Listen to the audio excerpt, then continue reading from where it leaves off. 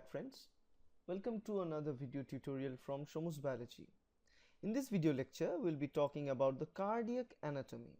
And mostly we want to talk about the anatomy of heart. That's what we are going to look for. Heart is, as you all know, is one of the most important organ of our body. It's made up with several different types of tissues which are very much specialized to do their task. So heart is normally a transport system pump.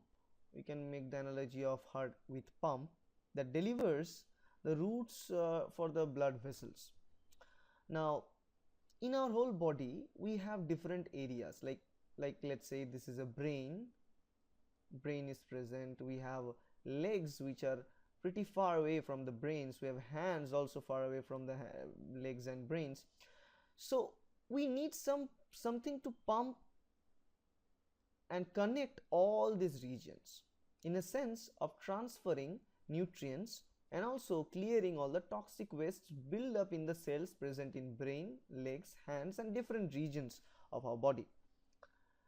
Now that is a transport system. In any city we also have transport system to connect the different regions of that city.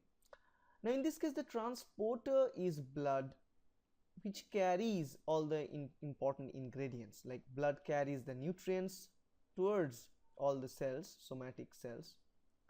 Blood also carries the toxic wastes from those different regions of the cells towards the filtering unit, that is lungs. That's how this whole thing actually works. And the connection between this filtering unit with rest of the somatic cell is also mediated with the help of the centralized pump, that is heart. Okay. So it uses the blood as a transport medium. It propels oxygen, nutrients, waste and other substances and past the body cells. That's the whole function of the heart.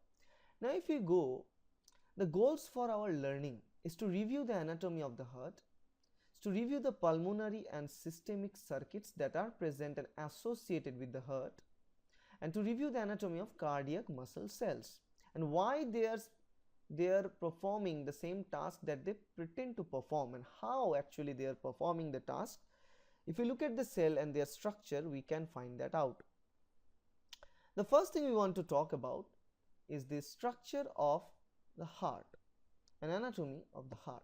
And if we look at the anatomy, what we can find is from different level we can see different things, and it's kind of a complex when we actually tag to each of the different regions of the heart. It's composed of so many tiny different regions that are present. So in a major scale, if I divide the heart into actually four different fragments, one's horizontal division, another one is a longitudinal division. The longitudinal division divides it into two different fragments, right and left, and in the horizontal division makes it into two different fragments, like atrium and ventricle. That is the two different parts that's also breaking it down. So if we look at here at very close proximity, what we can see here is the atrium here. This is atrium, this is another atrium. That is the horizontal division, separates atrium, which is on the top, ventricle are on the bottom. While we divide it longitudinally, or you can say vertically here, in that case what you can see in vertical column, we can find the right side and the left side. So now we can say this part is the right atrium, this is the left atrium, this part right ventricle, that part left ventricle. This is the major four sections that we can see. This is much more clear if we look at from outside like this: right atrium, right ventricle, left ventricle. Now if we go to much more details about the different regions that are present here, you see in this between the right atrium and the right ventricle there is a specific type of muscles. Okay, it's known as the chorditendony. That is the name of the muscle that holds the structures together in this sense. Now between this right atrium and right ventricle there is also some sort of valve present between. Valves are specific structures that can open in one side and can close at a specific side. Now the valve that is present between right atrium and right ventricle is known as tricuspid valve. Okay, and the same thing if you look at the left ventricle and left atrium and left ventricle, we also have the chorditenone present there. But the valve that we see here is known as a bicuspid valve. There is a tricuspid there, it's bicuspid. It's also known as mitral or mitral valve. Okay, and there is a third kind of valve that is present in the junction of both this right atrium and right ventricle, and this right ventricle towards the large artery that is known as the pulmonary artery. Between the pulmonary artery and we have this region of the right ventricle, there is a specific valve known as pulmonary semilunar valve. This is the pulmonary semilunar valve. So valves are prepared so that it can open in only one direction, that can guide the flow of the blood towards a specific direction only. For example, say if this is the tunnel, we have a valve that opens only in this direction of the arrow. So molecules or bloods, for example, that can move only towards this right hand side direction. Even if it will try to go backwards, it cannot, because a valve will never open in the backward direction. So valves are there to maintain the unified single direction flow of the blood. Now there are different regions. The associated portion of the heart, there is also different pipes. So as it's a pump, it should have some pipes.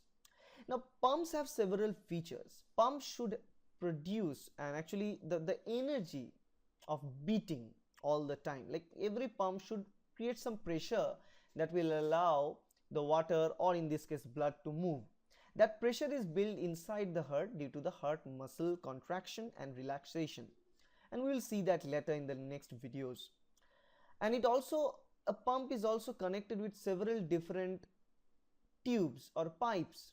Okay, those pipes that are associated here with this pump, that is heart, some of them are pulmonary arteries, some of them are large arteries. Different arteries are present. Now the pulmonary artery that we have two types of pulmonary artery: left pulmonary artery and right pulmonary artery, because they are fragmented, like divided into two different sections. And we also have another region called superior vena cava and inferior vena cava. Superior is going on the top, inferior is going on the bottom. So actually we were destined to deliver this blood to different regions of the body, that is on the top of the body as well as in the bottom part of the body. For that we have this superior vena cava and inferior vena cava, and these are about the arteries. Now about the veins, because all the arteries that we are talking about, those arteries are designed to normally distribute the blood to rest of our body. While if you look at here, in this case, this is aorta, the large, this is the aorta, and this aorta is connected again, and veins are normally performing the task of taking up waste related or waste filled blood towards the heart. That's the function of the vein. And we have pulmonary vein, left pulmonary vein and right pulmonary vein, just like the pulmonary arteries. And this is the aorta, and this is called aortic arch because it forms like an arch, and this is the aorta which is connecting so many different regions of our body. So this is the major unit of the pump. And if you consider it as a pump, these are the major pipes that are fitted to the pump. Now rest of the pipes that we will attach, it will go from all these regions and distribute to the rest of our body. And there is a sequential distribution of all those those pipes and those arteries and veins and venules and all these things that we will talk about in a moment later. Another thing I must talk about here is between this why we have four different segments. Actually in heart, if you look at the heart muscle, it's so muscular, and we call it endocardium. This endocardium layer is much thicker in the ventricular area. If you see that in a atrium area, it is present but very thin. This is the area, very thin, but here it's very thick in the ventricle. And this endocardium is actually making a septum between the right and left ventricle, and the septum that is formed here between the left and right ventricle, this is known as the interventricular septum. It's known as the interventricular septum. And also you will see that in this they need to interact with all this atrium and ventricle, and to keep the structure tight and connected with each other, they also have several different tiny muscles. Some of them are called as this chorditendinae, and some of them are also known as uh, papillary muscles that are also present in this ventricles. So now let's see, if we look at the pipes and pump analogy, it actually have two different sides. If for the summary, the blood vessels are the pipes that carry the blood throughout the body. The right atrium and the right ventricle pumps. The right atrium and right ventricle, they pumps oxygen poor, carbon dioxide rich blood to the lungs so that lungs can filter it. In the lungs, the blood receives oxygen, eliminates carbon dioxide, and travels back to the left atrium of the heart. So that goes there to the lungs, CO2 is released, oxygen is added, now that is carried through, and we have oxygenated blood in the right atrium, left atrium. From the left atrium, the oxygen rich carbon dioxide poor blood is pumped out to the body, to the left ventricle, and then is the whole body receives that throughout this place. Through this area, it will be transferred to the rest of the body with oxygenated blood. That's how the whole pump machine is actually working. So the circulation process, if you look at the circulation process again from the beginning, you can see the oxygen poor blood is pumped from the right side of the heart to the lungs, and here it receives oxygen and travels back to the heart.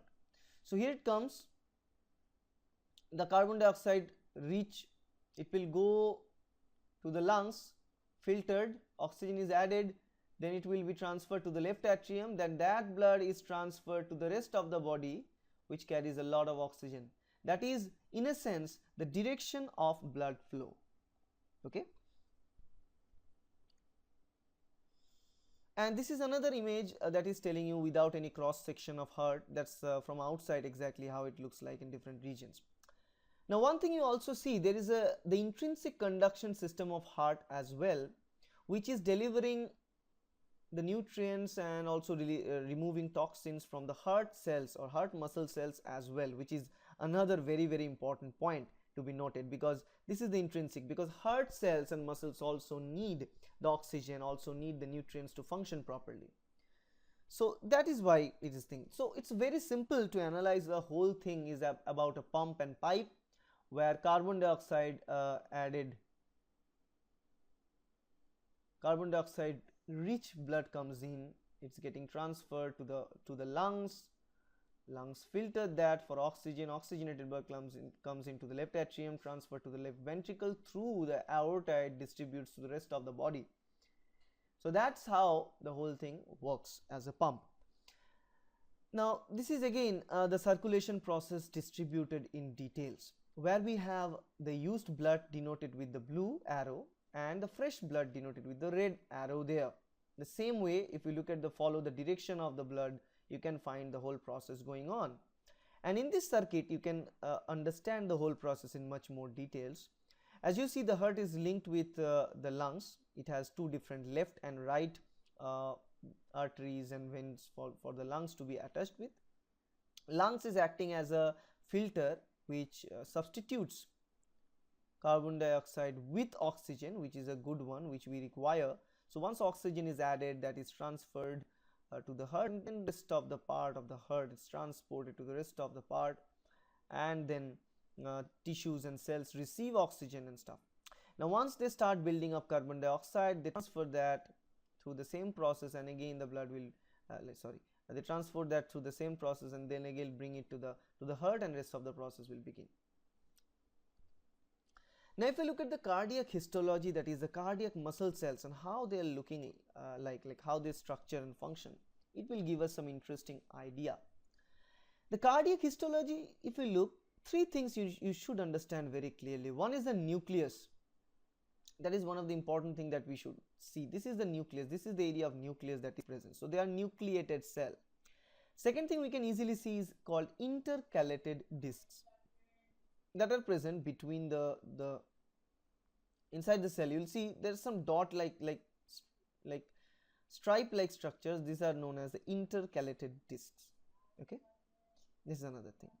And cardiac myofibrils. Cardiac myofibrils is another part that is making the heart cells or this heart tissue that much fibrous and effective all the time.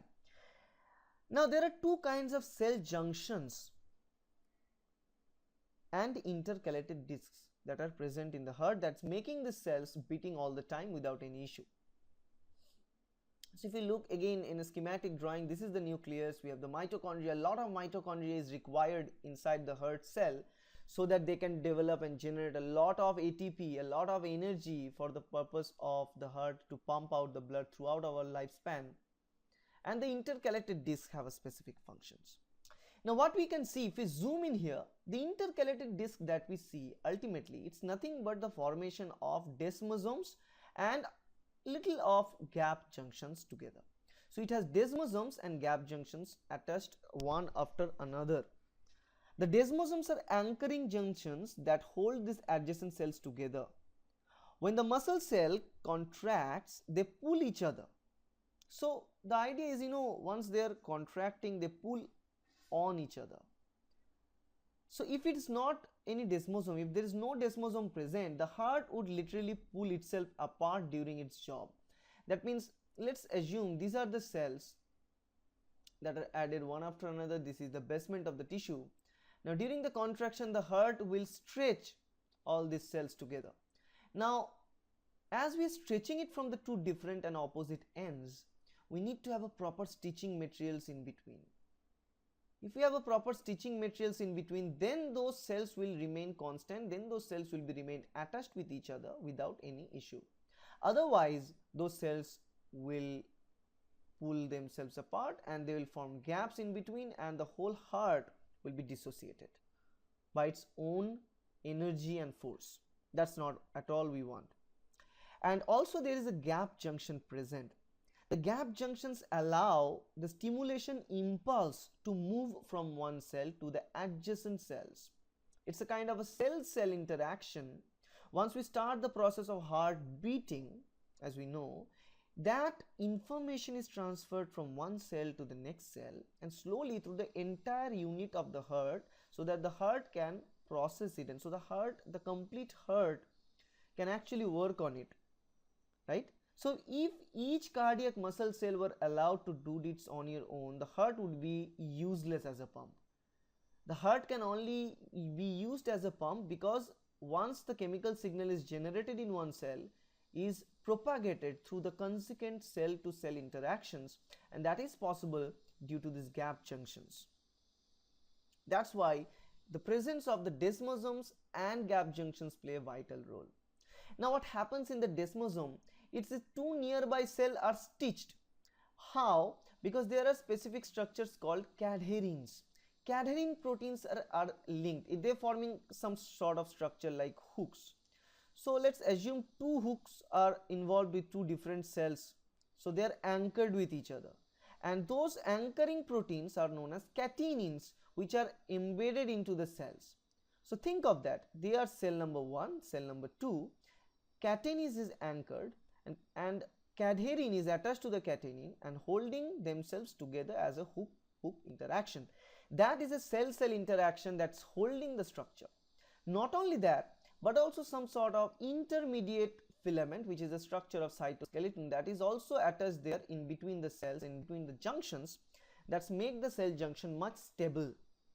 And right after this desmosomes, we have a little amount of gap junctions present, through which they can transport those chemical signal from one cell to the next.